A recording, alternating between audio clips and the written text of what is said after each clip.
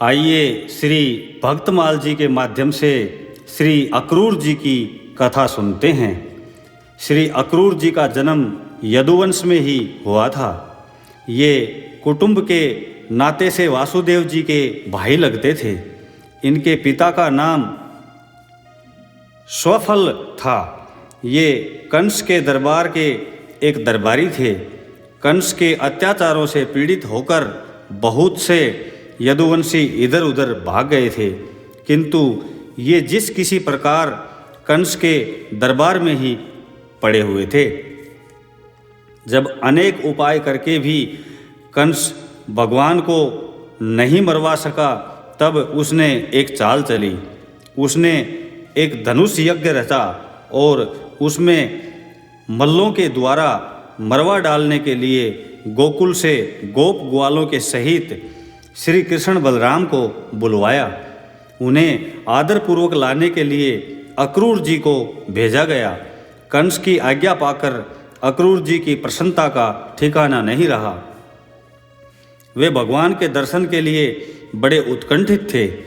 किसी न किसी प्रकार वे भगवान के दर्शन करना चाहते थे। भगवान ने स्वतः ही कृपा करके ऐसा संयोग जुटा दिया। जीव अपने पुरुषार्थ से प्रभु के दर्शन करना चाहे तो यह उसकी अनअधिकार चेष्टा है।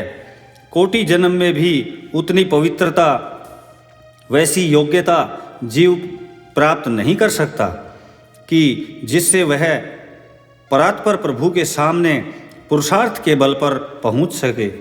जब प्रभु ही अपनी आहुति की कृपा के द्वारा जीव को अपने समीप बुलाना चाहें, तभी वह जा सकता है। प्रभु ने कृपा करके घर बैठे ही अक्रूर जी को बुला दिया। प्रातःकाल मथुरा से रथ लेकर वे नंदगांव भगवान को लेने चले।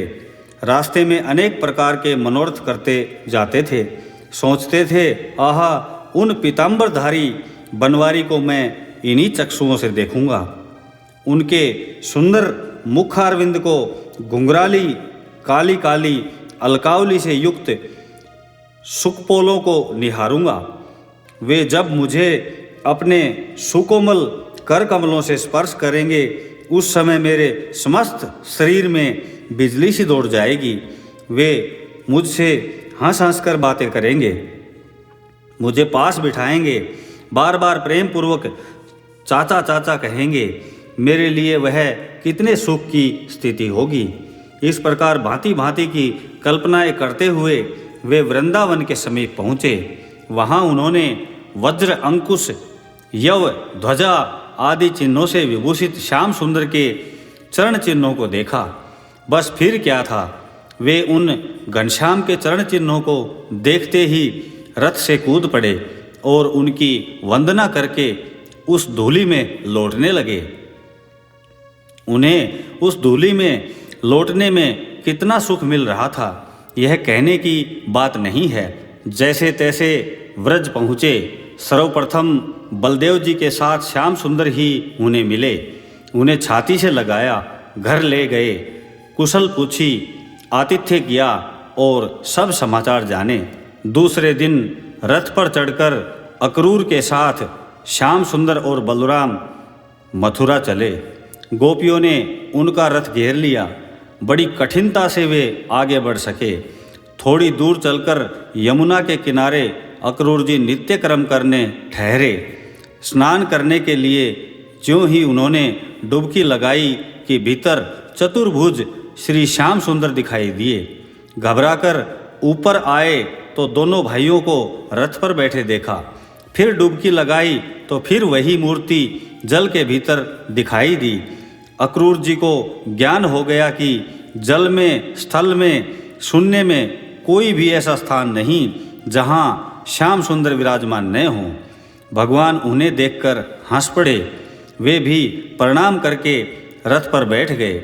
मथुरा पहुंचकर भगवान रथ पर से उतर पड़े और बोले, हम अकेले ही पैदल जाएंगे।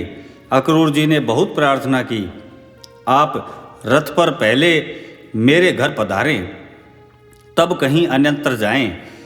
भगवान ने कहा, आपके घर तो तभी आऊँगा जब कंस का अंत हो जाएगा। अक्रूर जी दुखी मन से चले गए। कंस को मारकर भगवान अक्रूर जी के घर गए।